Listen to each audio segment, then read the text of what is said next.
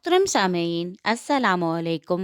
मैं सबीन अशरफ आपकी मेज़बान यूट्यूब चैनल पर खुश आमदीद कहती हूँ।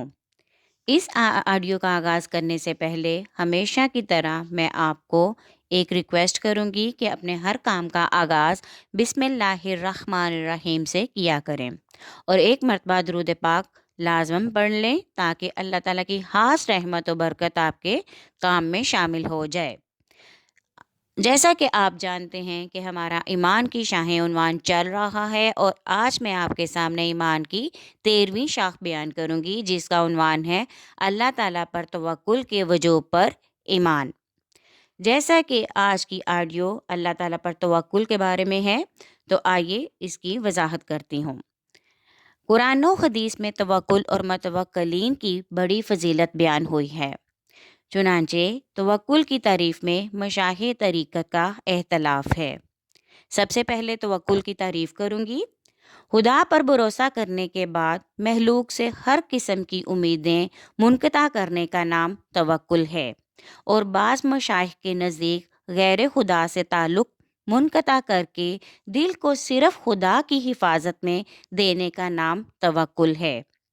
इमाम गज़ाली मिनहाजुल आबिदीन में मुख्तलिफ़ मशाइख की तवक्कुल पर तारीफ़ें बयान करने के बाद फरमाते हैं कि मेरे नज़दीक मशाइख के अक़वाल का खुलासा ये है कि तवक्कुल इसका नाम है कि बंदे को इस अमर का यकीन हो जाए और उसका दिल इस पर मजबूती से कायम हो जाए कि मेरे जिस्म और ढांचे को बाकी रखना, मेरी हाजात को पूरी करना, हर तंगी और तकालीफ से बचाना सिर्फ खुदा के कब्ज़ा कुदरत में है, किसी दूसरे के हाथ में नहीं, और ना ही असबाब व वसाइल दुनिया के सबब से हैं।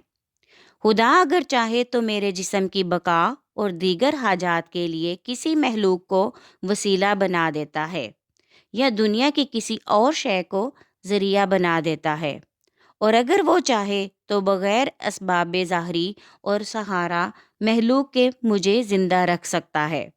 वो असबाब व ज़राए का मोहताज नहीं है।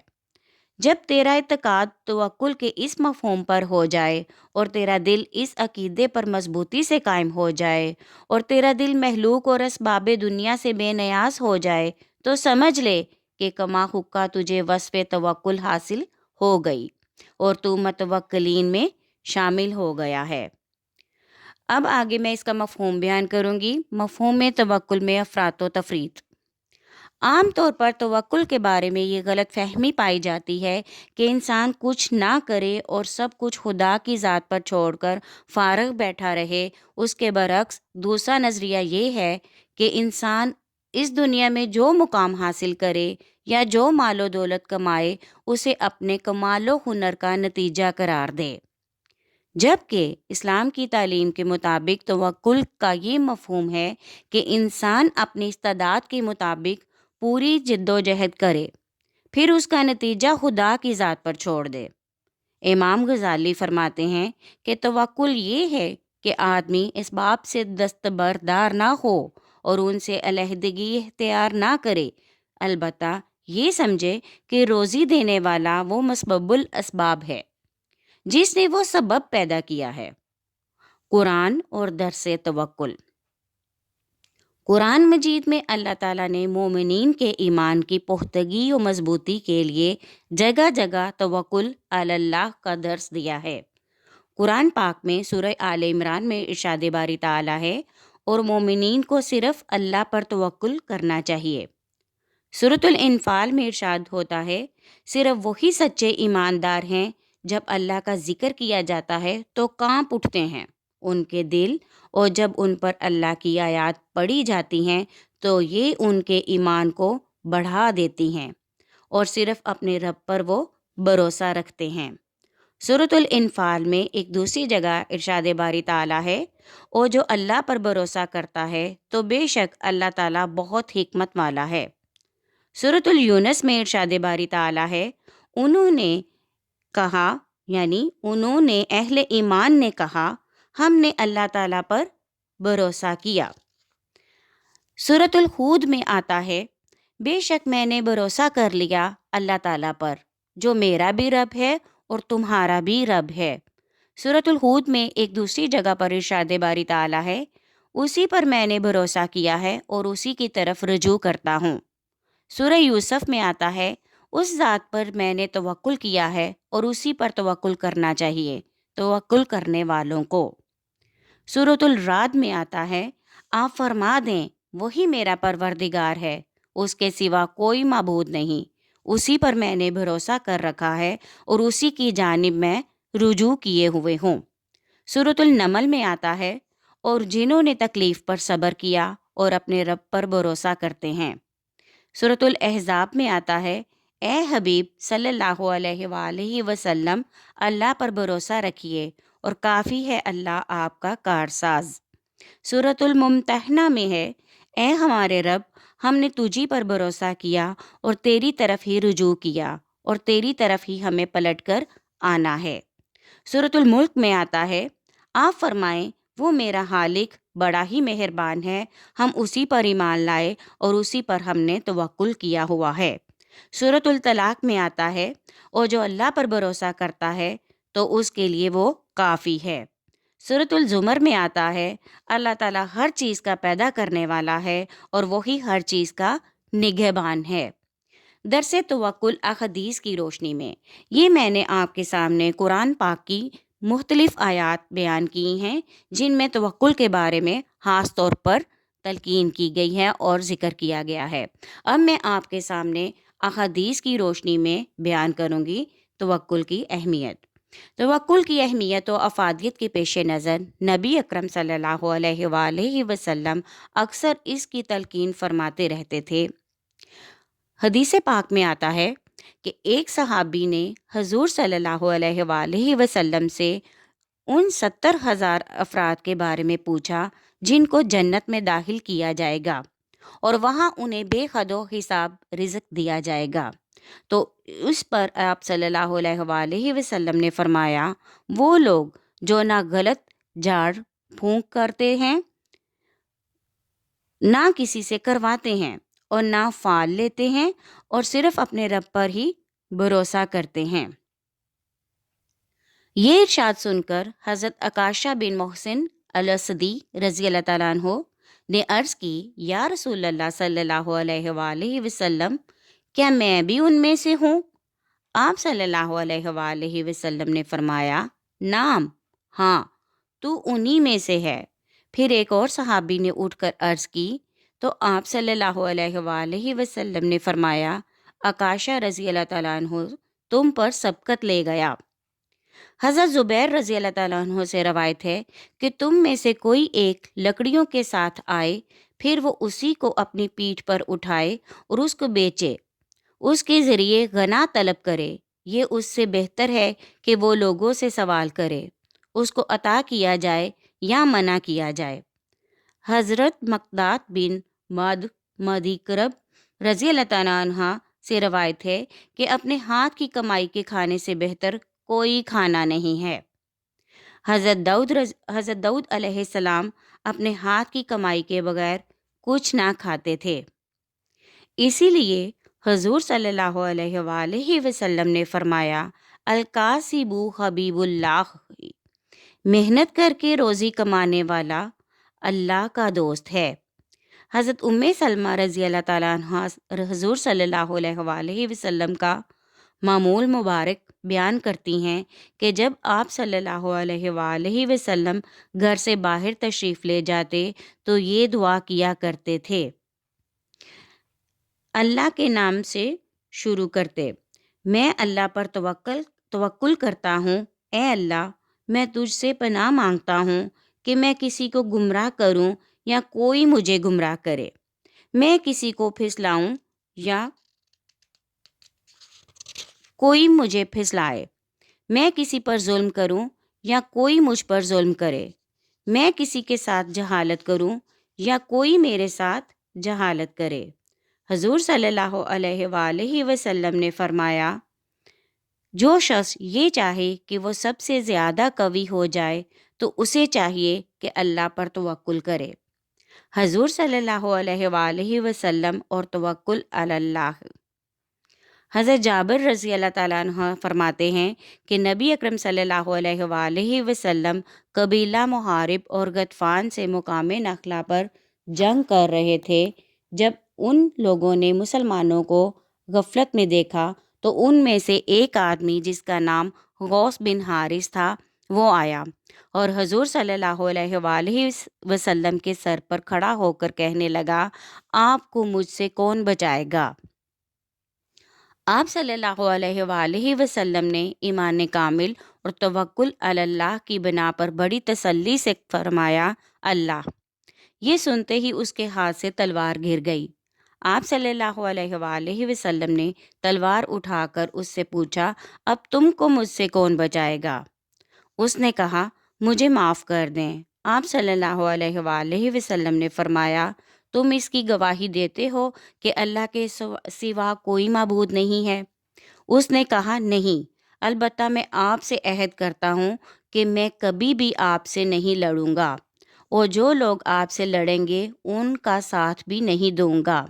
چنانچہ آپ صلی اللہ علیہ وآلہ وسلم نے اسے معاف فرما دیا۔ اس نے اپنے ساتھیوں کو جا کر کہا کہ میں ایسے آدمی سے مل کر آیا ہوں جو تم سب لوگوں میں سے بہترین ہے۔ صحابہ کرام علیہم رضوان اور توکل علی اللہ۔ حضرت یعلا بن مروہ رضی اللہ تعالیٰ عنہ فرماتے ہیں کہ ایک رات حضرت علی المرتضیٰ رضی اللہ تعالیٰ عنہ مسجد تشریف لے گئے اور وہاں جا کر نوافل ادا کرنے لگے۔ ہم نے وہاں جا کر پہرا دینا شروع کر دیا۔ جب آپ رضی اللہ تعالیٰ عنہ نماز سے فارغ ہوئے تو ہمارے پاس تشریف لائے اور فرمایا، تم لوگ یہاں کیوں بیٹھے ہو؟ ہم نے کہا، ہم آپ کا پہرا دے رہے ہیں۔ حضرت علی رضی اللہ تعالیٰ عنہ نے فرمایا، آسمان والوں سے پہرا دے رہے ہو یا زمین والوں سے؟ ہم نے کہا، زمین والوں سے۔ آپ رضی اللہ تعالیٰ عنہ نے فرمایا، زمین پر اس وقت تک کوئی چیز ہو نہیں سکتی جب تک اس کے ہونے کا فیصلہ آسمان پر نہ ہو جائے۔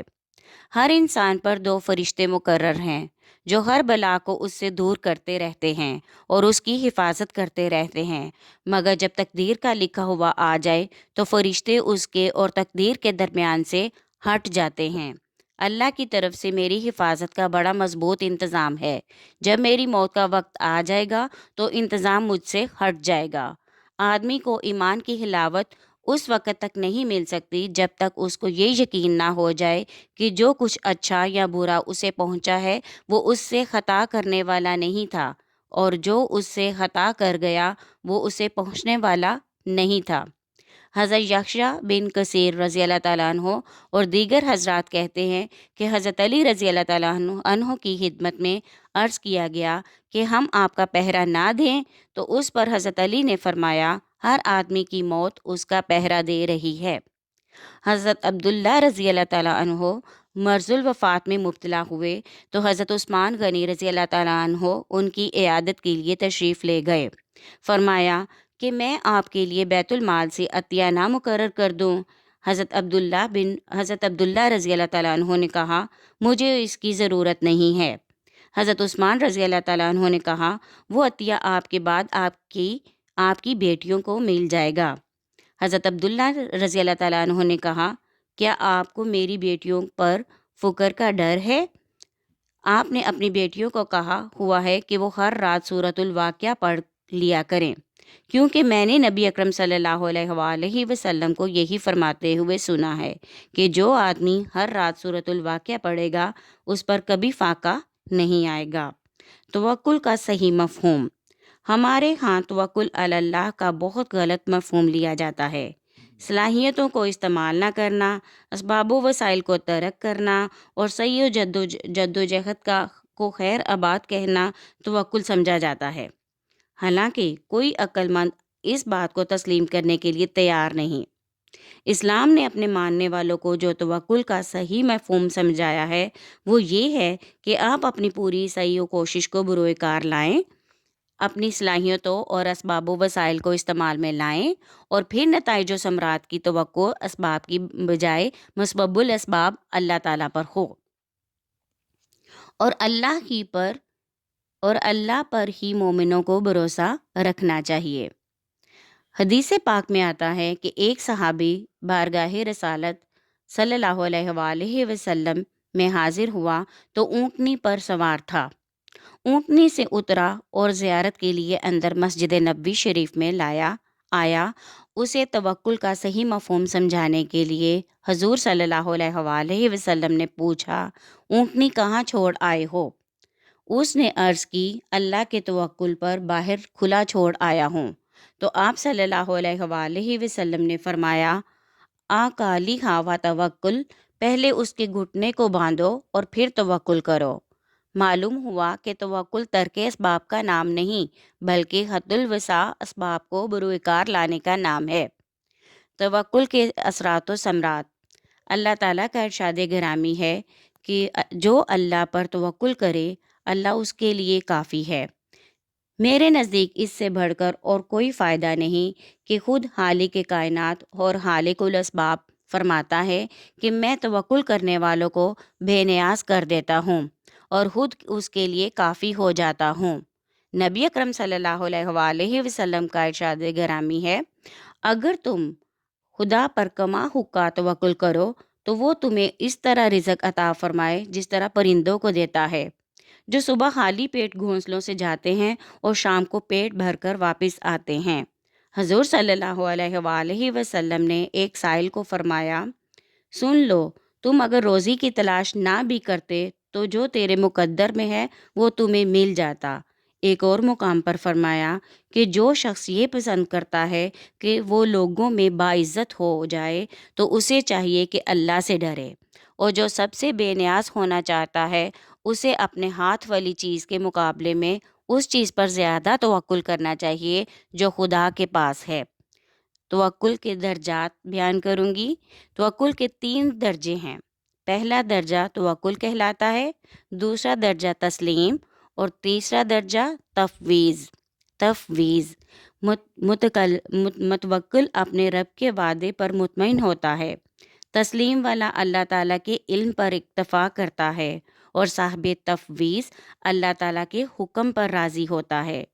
ایک قول یہ ہے کہ توکل مومنین کی صفت ہے، تسلیم اولیاء کاملین کی صفت ہے اور تفویض موحدین کی صفت ہے، اور بعض نے کہا کہ توکل انبیاء علیہم السلام کی صفت، تسلیم حضرت ابراہیم علیہ السلام کی صفت اور تفویض ہمارے پیارے نبی صلی اللہ علیہ وآلہ وسلم کی صفت ہے۔